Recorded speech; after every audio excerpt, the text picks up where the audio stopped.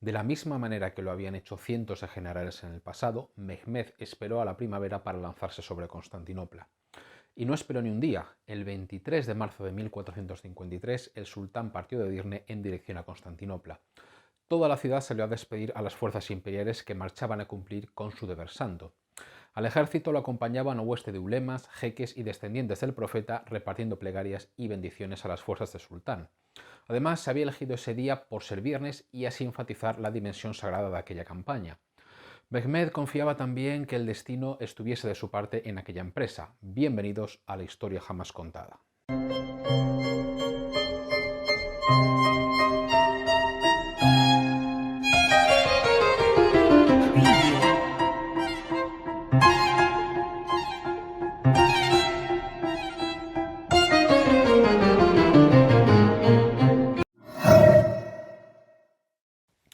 En los grandes eventos de la historia, las fechas, los símbolos y los acontecimientos cósmicos son extremadamente importantes.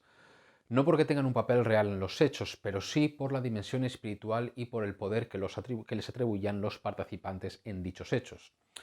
El 1 de abril de 1453 se celebró en todo el mundo ortodoxo el Domingo de Resurrección, el día más sagrado del calendario ortodoxo griego. El ambiente en Constantinopla era de miedo e incertidumbre. Ese día se habían celebrado ritos religiosos en todas las iglesias de la ciudad, a excepción de Santa Sofía, la cual permanecía vacía desde que se celebrase allí la ceremonia de unificación con la Iglesia católica. También se habían celebrado diferentes procesiones. La más importante llevó a la Odiquitria, el icono sagrado de la Virgen María con el niño en brazos, hasta el Palacio de Blanquernas, donde residía el emperador. Fue quizás esta una fecha profética, ya que al día siguiente hicieron su aparición los primeros jinetes turcos. El emperador envió a su caballería para tratar de ahuyentarlos. Se produjo una pequeña escaramuza fuera de la ciudad donde murieron varios otomanos. El resto de las tropas turcas se divisaba ya en el horizonte, así que Constantino decidió retirar sus tropas al interior de la ciudad y dio orden de destruir todos los puentes sobre el foso de la muralla y cerrar todas las puertas de la ciudad. Para mediados del siglo XV, el ejército turco era seguramente el mayor de Europa, además de ser el mejor organizado. Se podría decir que era casi un ejército comparable a los que se verían en Occidente en los siguientes 3 siglos. Las fuerzas turcas aparecieron el 2 de abril frente a Constantinopla. Antes de llegar, el ejército ya tenía asignados las zonas de acampada de cada regimiento. A una distancia de 230 metros de la muralla de la ciudad se excavó una gran trinchera. Delante de ella se levantó un terraplén, el cual se cubrió con tablones de madera para proteger a las tropas de los posibles disparos de cañón o de ballesta desde la ciudad. Detrás de esta defensa improvisada se desplegaron las fuerzas turcas. Perfectamente organizadas por regimientos, poco a poco empezaron a montar las tiendas de campaña redondas y blancas en un orden ya preestablecido. En el centro se encontraba el sultán rodeado de sus fieles genízaros. A sus lados se encontraban las fuerzas de los diferentes nobles regionales, así como las tropas venidas desde los Balcanes, bien fueran vasallos o mercenarios cristianos contratados para la campaña. Detrás de ellos se situaba toda la caballería, además de miles de animales y de carros de suministros para abastecer al ejército.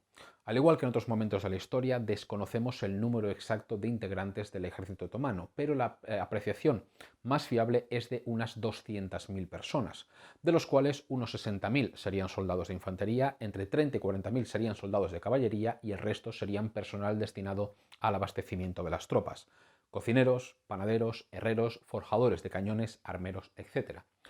No era el mayor ejército que se había reunido para asediar Constantinopla, pero desde luego era el mejor preparado.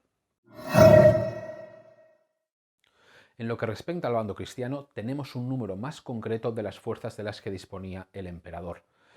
El recuento de tropas lo realizó el canciller imperial Jorge Francés, un hombre que nos dejó quizá la mejor crónica de la batalla de Constantinopla.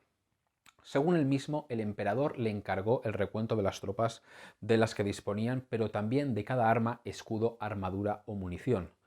Tras realizar este trabajo, el canciller se presentó con un ánimo bastante pesimista ante Constantino.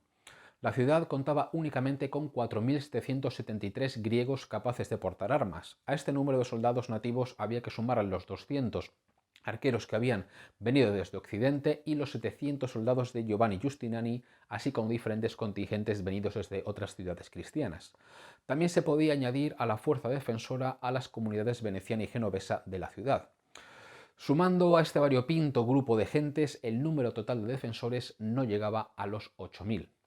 El emperador, muy consciente de que si se daba a conocer esta cifra, la moral de la ciudad podría desmoronarse, ya antes de la batalla decidió censurar completamente esta información. Solo él y su canciller conocerían la cifra exacta de defensores de la ciudad. El emperador era muy consciente de su posición, pero a pesar de ello decidió aplicar su larga experiencia de combate a esta batalla. El 2 de abril de 1453 dio orden de extender la cadena que protegía el Cuerno de Oro.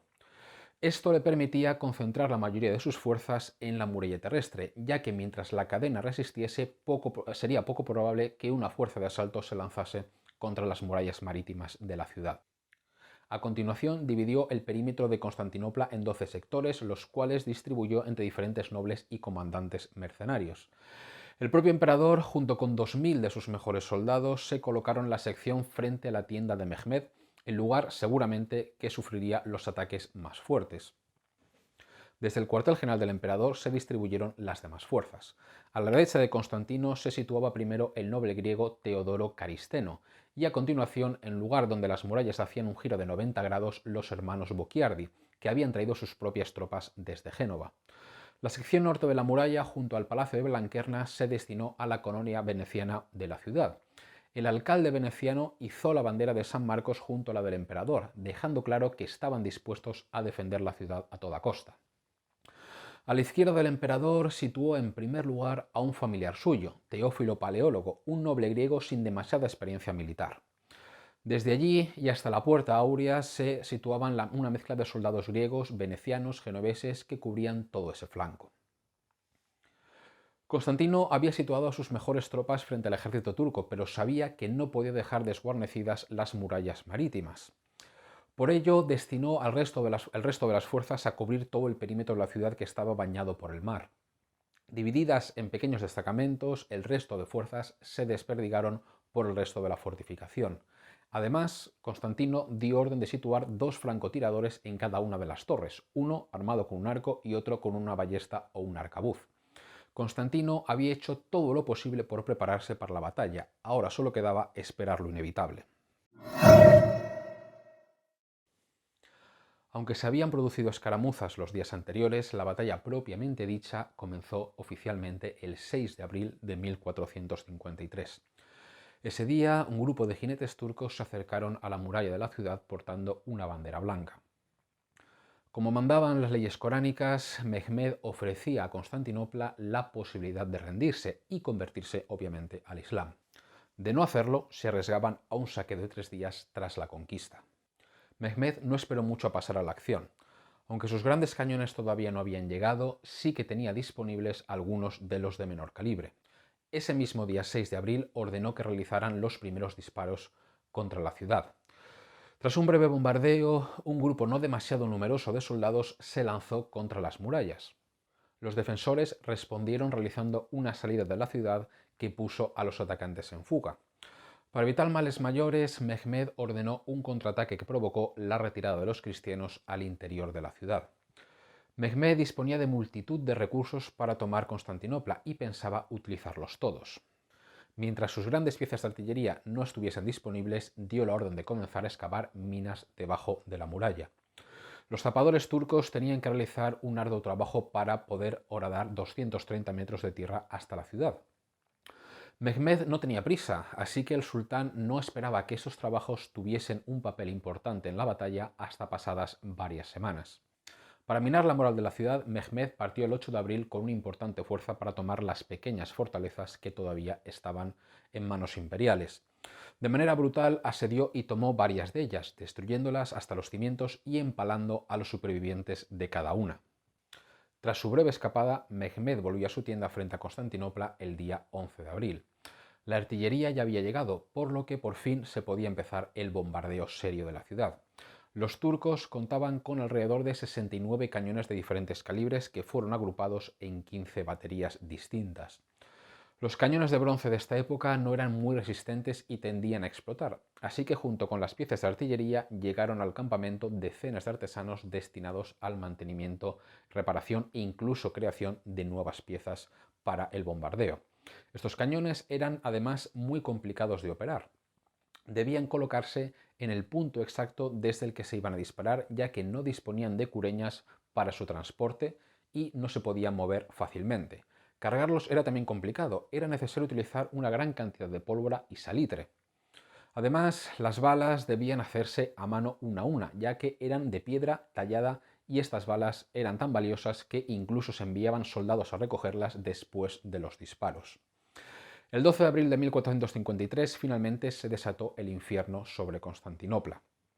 Según narra el cronista Critóbulo, y cuando se prendió fuego, más rápido de lo que se tarda en decirlo, hubo al principio un rugido aterrador y una violenta sacudida del suelo, y en mucha distancia en la redonda, un estruendo como no se había oído nunca. Entonces, con un trueno monstruoso, una horrible explosión y una llama que iluminó todo lo que había alrededor y lo quemó. La cuña de madera fue empujada por la explosión de aire caliente y seco e impulsó a la bala con fuerza hacia afuera.